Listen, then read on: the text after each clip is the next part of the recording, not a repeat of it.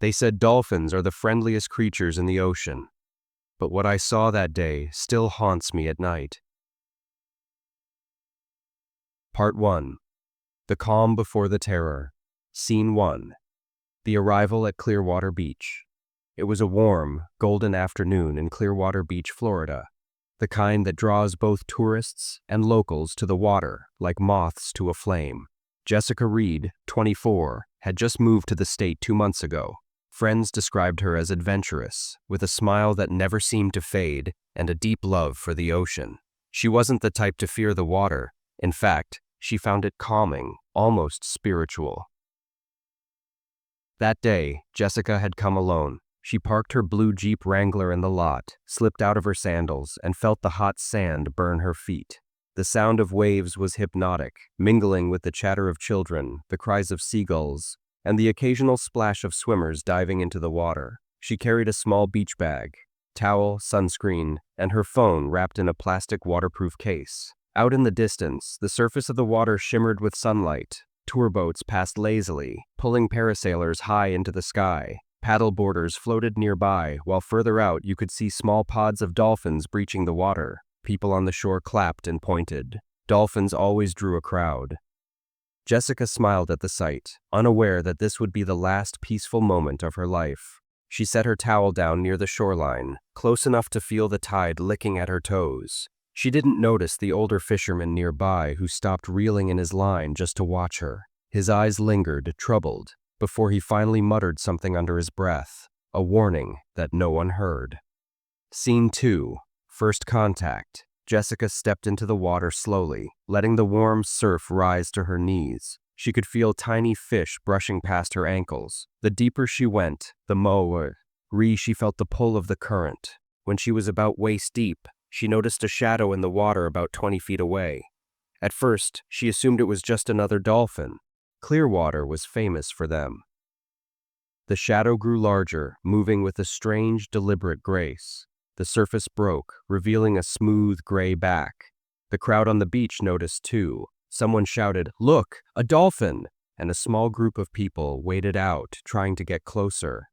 Jessica laughed lightly and raised her hand toward it, hoping it would approach.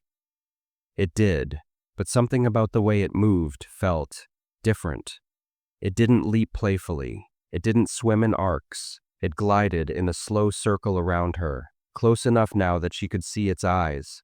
And those eyes, they weren't the warm, curious kind she'd seen in documentaries. They were black, empty. For a moment, Jessica felt a shiver run through her, but she shook it off. She had no idea that wild dolphins could sometimes be aggressive. She told herself it was just curious, maybe even friendly. The people on the shore cheered again, but the fisherman from earlier turned and walked away, muttering to himself. Scene 3. The Silent Warning. After a few minutes, the dolphin slipped under the surface and disappeared. Jessica looked around, scanning for any sign of it. The water was still for a moment, the kind of stillness that makes your stomach knot for no reason you can explain. Then, without warning, the dolphin surfaced again. Much closer this time. Jessica gasped. It exhaled sharply through its blowhole, the sound loud and forceful. The animal swam past her, brushing against her thigh. The contact wasn't playful. It was hard enough to make her stumble. She laughed nervously, glancing toward the beach for reassurance, but the crowd had gone back to their own activities. Only a little boy still stood there, staring at her. He lifted a hand and pointed toward the water, his face pale. Jessica turned back, but the dolphin was gone again. By the time the rescue team arrived, Jessica wasn't screaming anymore, but the dolphin was still there, circling. Part 2. The waters turn red. Scene 1. The silence. After the scream, the air over Clearwater Beach felt heavier than it had an hour ago. The sun was setting now, staining the horizon with strokes of crimson and gold, but to me it looked like the ocean had stolen that color from something far more tragic. I was standing knee-deep in the water, frozen in place, staring at the empty space where Jessica had been only moments before. Her scream still rang in my ears, but it had been replaced by something else. Something worse. The kind of silence that isn't really silence at all. It's the absence of life. The crowd on the shore was still shouting. Some people were on their phones, calling for rescue boats. Others stood with hands over their mouths, eyes wide. And then I saw it again, a dorsal fin cutting through the water. But this time, slower, controlled. It wasn't darting like before, it was circling, wide, deliberate arcs, and every time it surfaced I could swear I heard a faint, guttural sound, almost like breathing, but too deep, too wrong. I took a step back, and the sand sucked at my feet. That's when I saw the first cloud of red spreading out under the surface, blooming like ink in clear water. Somebody behind me whispered, "Oh my God, she's gone." But I wasn't sure. Something in me refused to believe it. I'd seen dolphins before, playful, curious. But the thing in front of me wasn't just an animal anymore. It was hunting, and Jessica had become part of that hunt. Scene 2. The boat arrives. A red and white rescue boat roared toward us, its siren cutting through the evening air. The driver waved at the bystanders to clear the shallows. 2 divers in black wetsuits stood ready at the bow, oxygen tanks strapped to their backs. "Where wow? As she last seen?" one of them shouted as they pulled up. I pointed to the circle in the water where the fin was still cutting patterns. "Right there, it won't leave the spot." The other diver frowned. "That's not normal." They slipped into the water, disappearing beneath the waves. Everyone on the beach went silent, eyes locked on the rippling surface. The only sounds were the engine idling and the slow slap of water against the hull. Then, a sharp splash. One of the divers shot back up, gasping. "It's not letting us get close," he yelled, his voice shaking. "It's pushing us back." "What do you mean?" the boat operator shouted. The diver looked pale. "I mean, it's blocking us. Every time we swim toward where we think she is, it cuts us off, like it's guarding something." My stomach dropped. Guarding? But what could it be guarding? Scene 3. The pull into darkness. The second diver didn't come up. Seconds ticked by.